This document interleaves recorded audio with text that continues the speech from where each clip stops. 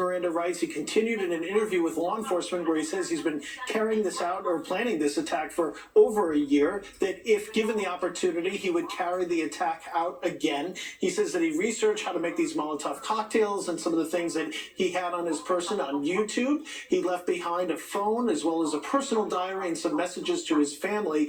So putting it all together, along with his statements to law enforcement that were clearly anti-Israeli, anti-Jewish, law enforcement felt comfortable to at least today charge him with a single count of a hate crime. But of course, by the time we get to indictment, it's likely those charges will be upgraded or added to. And Tom, to that end, this attack comes just 2 weeks after that deadly attack in Washington, D.C. of Israeli embassy workers. How is law enforcement thinking about these numerous anti-Semitic attacks? Yeah, I think if there's any question as far as the target that is on the Jewish community in this country, between the rise and anti-Semitic incidents that we've seen, they've been well documented, we've all talked about before, combined with the last several weeks and these violent attacks, killing at least 2 individuals, a number of people hurt. This attack nearly almost entirely captured by people that were nearby on their phones. Law enforcement is definitely focused on the Jewish community. In large cities, they're already preparing for it. In smaller cities, it becomes a bit of a resource issue, but clearly now it's something that can't be avoided as far as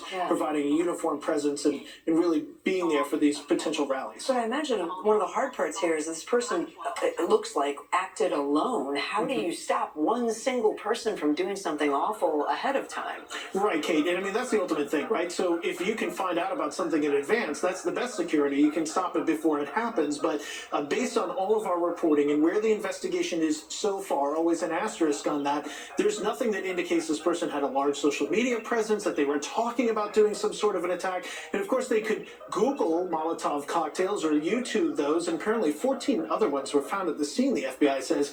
You could look all those things up, but that's not a violation of U.S. law, and there's First Amendment, Fourth Amendment protections there to look up those exact types of things. So this is really a challenge as far as singling in on a specific individual who could carry out an event or incident like this.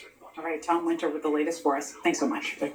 The 4th week of testimony is underway now in the federal sex trafficking trial against Sean